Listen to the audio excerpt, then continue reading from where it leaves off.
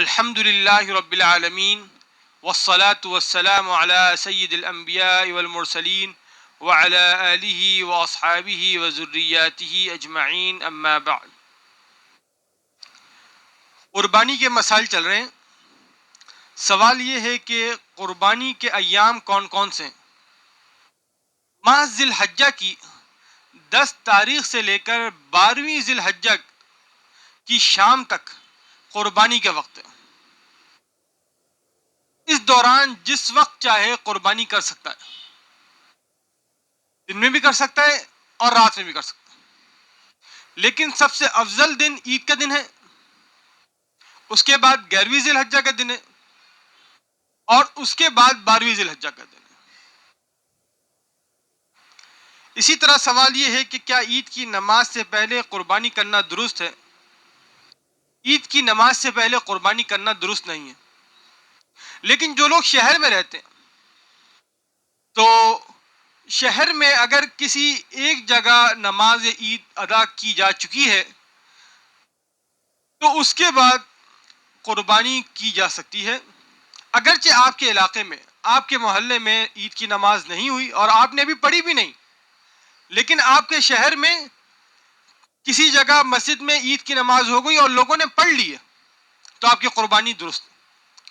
اور اگر گاؤں دیہات ہے تو وہاں صبح صادق طلوع ہونے کے بعد بھی قربانی کی جا سکتی ہے۔ اسی طرح سوال یہ ہے کہ کیا شہر میں رہنے والا اپنی قربانی گاؤں میں کر سکتا ہے؟ جی ہاں، شہر میں رہنے والا اپنی قربانی گاؤں میں کر سکتا ہے، اور گاؤں میں صبح صادق طلوع ہوتے ہی قربانی ہو جائے گی۔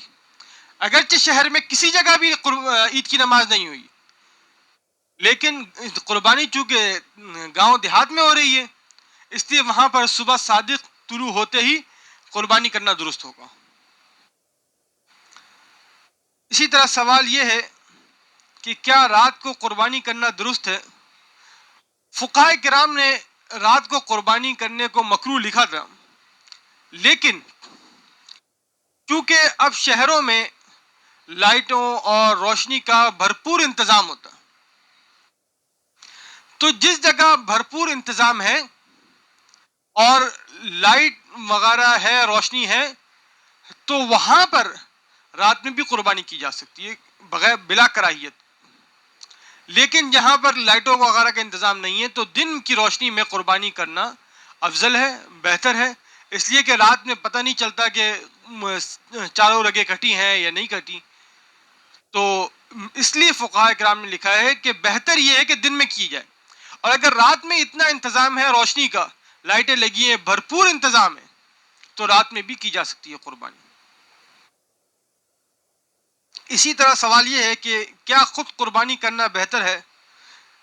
جی، جانور کو اپنے ہاتھ سے ذبح کرنا افضل ہے، اور اگر جانور کو ذبح کرنا نہیں آتا تو جس وقت آپ کا جانور ذبح ہو رہا ہے تو کم سے کم وہاں پر کھڑے رہیں اور اپنی قربانی اپنے سامنے ذبح ہوتے ہوئے دیکھیں۔ صدق اللہ العظیم۔